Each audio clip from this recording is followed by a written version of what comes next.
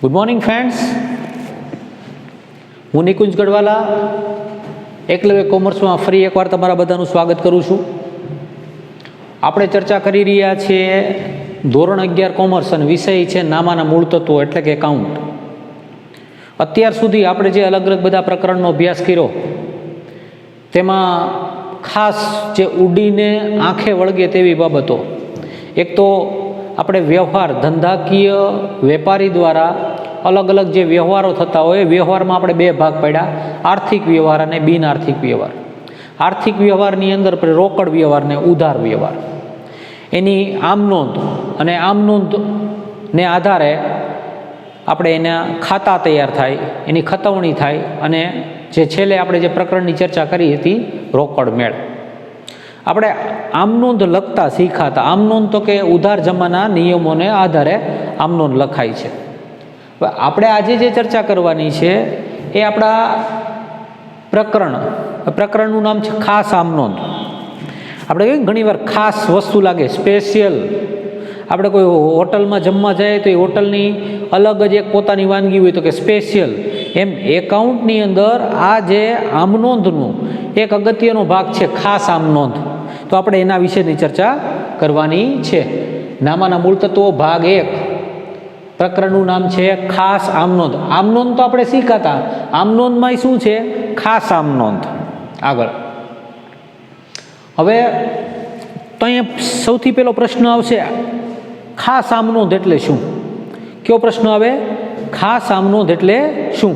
તો કે આપણે જે વ્યવહારો જોતા હતા એ વ્યવહારોની અલગ અલગ રીતે નોંધ કરતા હતા. એમાં એક આપણે પેટા નોંધ વિશેની ચર્ચા કરી હતી. હવે પેટા નોંધ તમે જાણો છો કે પેટા નોંધની અંદર આપણે ઉધાર ખરીદીના વ્યવહારોની નોંધ કરતા હતા, ઉધાર વેચાણની નોંધ કરતા હતા, એટલે કે ખરીદ નોંધ અને વેચાણ નોંધ, એની જે ચર્ચા કરી હતી. એટલે આપણી જે અલગ અલગ પેટા નોંધ છે એ પેટા નોંધની અંદર પણ જે વ્યવહારોનો સમાવેશ ન થતો હોય એ વ્યવહારોનો સમાવેશ ખાસ આમ નોંધમાં થાય છે. આ એક જ લીટીમાં તમને સમજાઈ જશે. પેટા નોંધોના પ્રકરણમાં વિવિધ પેટા નોંધોનો અભ્યાસ કર્યો આપણે, અલગ અલગ પેટા નોંધનો અભ્યાસ કર્યો છે. એમાં ખાસ ખરીદ નોંધ, વેચાણ નોંધ, ખરીદ પરત નોંધ, વેચાણ પરત નોંધ, લેણી હુંડી, દેવી હુંડી હવે આવશે, રોકડ મેળ આપણે શીખી ગયા. તો કે આ જે વિવિધ પેટા નોંધ છે એ પેટા નોંધની અંદર જે વ્યવહારોનો સમાવેશ ન થાય, ખાસ આમ નોંધ પણ પેટા નોંધનો જ એક પ્રકાર છે. ખાસ આમ નોંધ શું છે? પેટા નોંધનો જ એક પ્રકાર છે. જે વ્યવહારની નોંધ અન્ય કોઈ પેટા નોંધમાં, એટલે કે જે વ્યવહાર છે એની નોંધ, ખરીદ નોંધ, વેચાણ નોંધ, ખરીદ પરત નોંધ, વેચાણ પરત નોંધ, દેવી હુંડી, લેણી હુંડી, રોકડ મેળ કે પેટાણ રોકડ મેળમાં ન થાય નોંધ, એની એ વ્યવહારની નોંધ ખાસ આમ નોંધમાં થાય છે. તો અહીંયા આપણે જોવું પડે, આપણે એ યાદ રાખવું પડે કે ઉધાર ખરીદી હોય તો ખરીદ નોંધમાં નોંધાય, ઉધાર વેચાણ હોય તો વેચાણ નોંધમાં નોંધાય. એવા વ્યવહારો કે જેની નોંધ કોઈ પણ પેટા નોંધની અંદર ન થતી હોય એ વ્યવહારો ખાસ વ્યવહારો કહેવાય અને એને ખાસ આમ નોંધની અંદર નોંધ થાય છે. દાખલા તરીકે ₹5,000નું ફર્નિચર પાર્થિવને વેચ્યું. આ મિલકતનું ઉધાર વેચાણ છે. મિલકતનું શું છે? ઉધાર વેચાણ છે. તો મિલકતનું ઉધાર વેચાણની અહીંયા કોઈ પણ જગ્યાએ નોંધ થતી નથી. તમને યાદ છે કે પેટા નોંધ, જ્યારે આપણે પેટા નોંધની ગણતરી કરતા હતા, પેટા નોંધના દાખલા શીખતા હતા, ત્યારે એમાં નોંધ કરતા હતા કે ઉધાર વેચાણની નોંધ ખાસ આમ નોંધમાં થશે. એ હવે અહીંયા આપણે શીખવાનું છે. એટલે કે મિલકતનું ઉધાર વેચાણ કરવામાં આવ્યું છે, જે એક પણ પેટા નોંધમાં આવી શકે નહીં, એ માત્ર શેમાં આવી શકે? ખાસ આમ નોંધમાં આવી શકે. એટલે કે ઉપર પૈકીની કોઈ પણ પેટા નોંધમાં આ ઉધાર વેચાણની નોંધ થતી નથી. આમ આવા ધંધાકીય વ્યવહારો ખાસ આમ નોંધમાં નોંધવામાં આવે છે, જે પેટા નોંધનો એક ભાગ છે. ટૂંકમાં સાવ સરળ રીતે તમને સમજાવી દઉં, પેટા નોંધની અંદર જે વ્યવહારોની નોંધ ન થાય એ બધા જ વ્યવહારોની નોંધ ખાસ આમ નોંધમાં થાય છે. પેટા નોંધની અંદર જે વ્યવહારોની નોંધ ન થાય એની નોંધ ક્યાં થાય છે? ખાસ આમ નોંધમાં થાય છે. તો પેટા નોંધમાં ખાસ વ્યવહારો ક્યાં આવે? તો કે ઉધાર ખરીદીના, ઉધાર રોકડના વ્યવહારો, ઉધાર ખરીદીના ઉધાર વેચાણના વ્યવહારો, અને રોકડ મેળની અંદર બધા રોકડના વ્યવહારો આવશે. એ સિવાયના બધા વ્યવહારો ખાસ આમ નોંધમાં આવશે. હવે તો અહીંયા તમને પાછો બીજો પ્રશ્ન આવશે, તો કે ખાસ આમ નોંધ આપણે લખવી કેમ? તો તમારા માટે એક ફાયદાની વાત છે. શું? તો કે જેવી રીતે આપણે આમ નોંધ તૈયાર કરતા હતા એવી રીતે જ ખાસ આમ નોંધ તૈયાર થાય છે. માત્ર એક શબ્દનો ફેરફાર આવે છે. આ શબ્દ પ્રયોગ કરવો પડે. શું લખવું પડે આપણે? ખાસ આમ નોંધ. શું લખવું પડે? શ્રી મહેશભાઈની ખાસ આમ નોંધ, શ્રી કંકુબેનની ખાસ આમ નોંધ, શ્રી મુકેશભાઈની ખાસ આમ નોંધ, શ્રી મુકાની ખાસ આમ નોંધ, એવી રીતે લખવું પડે. બાકી બધું એનું એ જ. તારીખ, વિગત, ખાપા, ઉધાર અને જમા. શું છે? તારીખ, વિગત, ખાપા, ઉધાર અને જમા. એટલે કે આપણું જે આમ નોંધનું જે ફોર્મેટ હતું એ આમ નોંધનું ફોર્મેટ શેમાં રહેશે? ખાસ આમ નોંધમાં થાય છે. પરંતુ ખાસ આમ નોંધની એક બીજી અગત્યની બાબત, કોઈ પણ ધંધાકીય એકમ હોય, વેપારી એકમ હોય, એમાં મર્યાદિત વ્યવહારો એના થતા હોય છે. શું થતું હોય? એના મર્યાદિત વ્યવહારો થતા હોય, મર્યાદિત સ્વરૂપના વ્યવહારો થતા હોય છે. તો આમ નોંધનો નમૂનો જ આપણે ખાસ આમ નોંધમાં લાગુ કરવાનો આવે છે. પરંતુ આપણે ખાસ લખવું પડે છે. શ્રી ખાલી જગ્યાની ખાસ આમ નોંધ, શ્રી રમણીકલાલની ખાસ આમ નોંધ, શ્રી વિરાટ કોહલીની ખાસ આમ નોંધ, શ્રી અનુષ્કા શર્માની ખાસ આમ નોંધ. આવી રીતે આપણે લખવું પડે છે. આ તારીખ, વિગત, ખાપા, ઉધાર અને જમા જેવી રીતે આપણે આમ નોંધ લખતા હતા એવી જ રીતે આમ નોંધ લખાશે.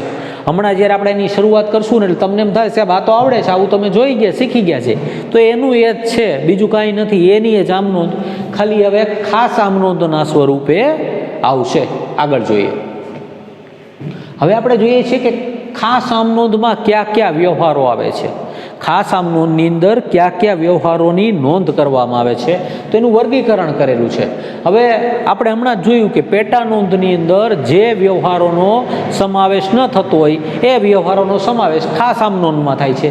તો કે એવા કયા કયા વ્યવહારો છે કે જેનો સમાવેશ પેટા નોંધમાં નથી થતો પરંતુ ખાસ આમ નોંધમાં થાય છે? તો આ આપણને એનું વર્ગીકરણ આપેલું છે.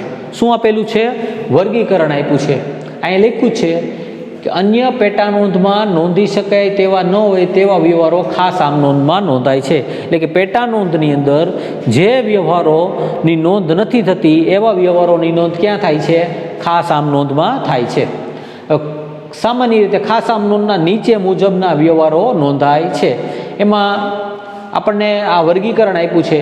શરૂઆતની આમ નોંધ, અન્ય પેટા નોંધમાં ન સમાતા વ્યવહારો, ખાતાની ફેરબદલીના વ્યવહારો, આખર નોંધો, હવાલા નોંધો અને ભૂલ સુધારણા નોંધો. ક્યાં ક્યાં આપ્યા છે? શરૂઆતની આમ નોંધ, અન્ય પેટા નોંધમાં ન સમાતા વ્યવહારો, ખાતાની ફેરબદલીના વ્યવહારો, આખર નોંધો, હવાલા નોંધો અને ભૂલ સુધારણા નોંધો. આપણને આટલા આપેલા છે. હવે આ એક કે એક એમાં સૌથી પહેલી આપણે શરૂઆત કરશું શરૂઆતની આમ નોંધ. શેનાથી કરશું? શરૂઆતની આમ નોંધ. પછી બીજું અન્ય પેટા નોંધમાં ન સમાતા વ્યવહારો, ત્રીજું ખાતાની ફેરબદલીના વ્યવહાર. એટલે આ જે વ્યવહારો આપણને અલગ કુલ 6 વર્ગીકરણ આપેલા છે. આ વર્ગીકરણ અને આ બહુ મર્યાદિત વ્યવહારો હોય, બહુ ઝાઝા હોય નહીં. એમાં શરૂઆત આપણે કરશું શરૂઆતની આમ નોંધથી. ક્યાંથી કરશું શરૂઆત? શરૂઆતની આમ નોંધ. તો કે શરૂઆતની આમ નોંધના વ્યવહાર કેવા હોય? હું હમણાં તમને વ્યવહાર બતાડીશ ને, આ તમે જોશો ને ઉદાહરણ, તો તમને એમ થાય કે ઓહ સાહેબ આ કેટલી વાર આપણે આવી આમ નોંધ લખી ચૂક્યા છીએ. તો આ એ જ આમ નોંધ છે. વેપારી દ્વારા જ્યારે ધંધો શરૂ કરે છે ત્યારે શરૂઆતમાં જ પોતાની અંગત માલિકીની મિલકતો અને દેવા ધંધામાં લાવે છે. તેની ધંધાના ચોપડે ખાસ આમ નોંધ લખવામાં આવે છે. વેપારી પેઢી દ્વારા જ્યારે ધંધો શરૂ કરવામાં આવે, વેપાર શરૂ કરવામાં આવે ત્યારે પોતાની અંગત મિલકતો, અંગત દેવાઓ ધંધાની અંદર લાવવામાં આવે છે. એને ખાસ આમ નોંધ તરીકે એટલે કે શરૂઆતની આમ નોંધ તરીકે ઓળખવામાં આવે છે. દાખલા તરીકે મહેશભાઈએ ધંધો શરૂ કર્યો અને મહેશભાઈ ફર્નિચર લાવ્યા, મહેશભાઈ રોકડા લાવ્યા, મહેશભાઈ મારુતિ કાર લાવ્યા, મહેશભાઈ ટ્રેક્ટર લાવ્યા અને મહેશભાઈ સાથે લેણદારો લાવ્યા. તો એની નોંધ કરવી પડે, જેની નોંધ ખાસ આમ નોંધમાં થાય. અહીંયા ઉદાહરણ તરીકે તમને જોવા આપ્યું છે. વિરેન્દ્ર સહેવાગ ક્રિકેટમાંથી નિવૃત્તિ લઈ લીધી. હવે આ કરવાનું ધંધો શરૂ કરવા કેટલા? 15,000 રોકડા, 10,000નું ફર્નિચર, 8,000નો માલ સ્ટોક, 5,000ના અંગત દેવા અને 3,000ના અંગત લેણા ધંધામાં લાવ્યા. આ અંગેની નોંધ ખાસ આમ નોંધમાં નીચે મુજબ થશે. ખાસ આમ નોંધનો બીજો એક ફાયદો તમને સમજાવું. ખાસ આમ નોંધની અંદર તમારે આમ નોંધ પણ રિપીટ થશે ફરીવાર. આમ નોંધમાં જે જ નીતિ નિયમ હોતા એને જ નીતિ નિયમ લાવે. મિલકતનો નિયમ હોય તો શું થાય? મિલકતનો માલ મિલકત ખાતાનો નિયમ શું છે? આવે તે ઉધાર, જાય તે જમા. તો ફર્નિચર આવ્યું, માલ સ્ટોક આવ્યો, આ લેણા. લેણા એટલે અહીં લખ્યું છે ને 5,000ના અંગત દેવા ને 3,000ના અંગત લેણા. અંગત લેણા એટલે વિરેન્દ્રભાઈ બીજા કોક પાસે પૈસા માગતા હતા એ, અને અંગત દેવા એટલે બીજાને પૈસા ચૂકવવાના હતા. જવાબદારી, તો જવાબદારી શું થાય? હંમેશા જમા થાય. એટલે ફર્નિચર ખાતે ઉધાર 10,000, માલ સ્ટોક ખાતે ઉધાર 8,000, લેણા દેવાદારો જેની પાસે પૈસા માગતા હતા તે ખાતે ઉધાર 10 ને 8 18 ને 3 21,000, તે લેણદારો ખાતે 5,000. આ 10 ને 8 18, 18 ને 3 21, 21માંથી 5,000 તમે બાદ કરો તો બાકીનો જે તફાવત આવે એ મૂડી ખાતે આવે. તમને ખ્યાલ હોય, કદાચ યાદ આવી જશે, હિસાબી સમીકરણ મિલકતો બરાબર મૂડી વત્તા દેવા. આ મિલકતો બરાબર મૂડી વત્તા દેવા. દેવા, આ દેવા તમે બાદ કરો તો આ તમારું સમીકરણ પણ અહીંયા સાબિત થઈ જશે ને. હિસાબી સમીકરણ મિલકતો બરાબર મૂડી વત્તા દેવા. 10 ને 8 18 ને 3 21, 21,000ની મિલકતો. મિલકતોમાંથી દેવા તમે 5,000 બાદ કરો તો વધે એ કેટલા થાય? 16,000 રૂપિયાની શું થાય? મૂડી. એટલે કે વિરેન્દ્ર દ્વારા ધંધો શરૂ કરવામાં આવ્યો, ધંધો શરૂ કરવામાં આવ્યો અને મિલકતોને દેવા લાવવામાં આવ્યા અને કુલ 16,000ની મૂડી લાવવામાં આવી એવું સાબિત થાય. અને અહીં બાબત જે 10,000નું ફર્નિચર, 8,000નો માલ સ્ટોક, 3,000ના લેણા અને 5,000ના દેવા સહિત ધંધો શરૂ કર્યા તે. એટલે ટૂંકમાં તમે બીજી રીતે કહી શકો કે જે આપણે આમ નોંધની ગણતરી કરતા હતા એ જ આમ નોંધ પ્રમાણે જ આ થશે. માત્ર એક આ શબ્દ આપણે ઉમેરવાનો છે, બરોબર છે. હવે અહીંયા એક શબ્દ આવ્યો 15,000 રોકડા. તો તમને એમ થશે 15,000ની કેમ ક્યાંય નોંધ નથી આવી? 15,000 માલિક દ્વારા જે લાવવામાં આવ્યા છે એને આપણે રોકડ મેળની અંદર દર્શાવશું. યાદ છે આની પહેલાંનું પ્રકરણ રોકડ મેળ?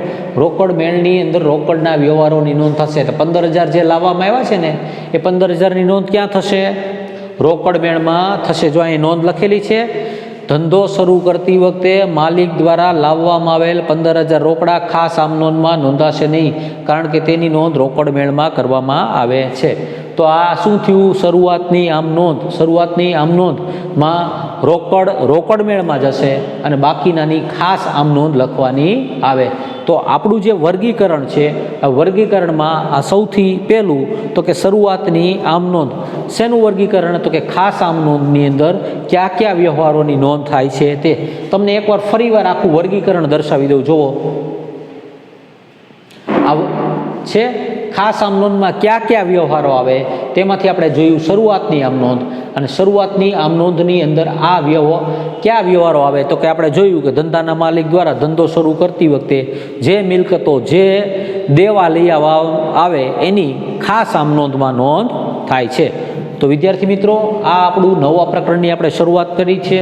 ખૂબ જ સરળ પ્રકરણ છે. આમાં મોટા ભાગનું બધું બે વસ્તુ રિપીટ થશે. એક આમ નોંધ રિપીટ થશે અને એક હિસાબી સમીકરણ રિપીટ થશે. એટલે તમને તો એમ જ લાગશે કે આ અભ્યાસ કરી ગયેલું આવશે. ઉધાર જમાના નિયમો પણ ફરીવાર રિપીટ થશે. બરોબર છે?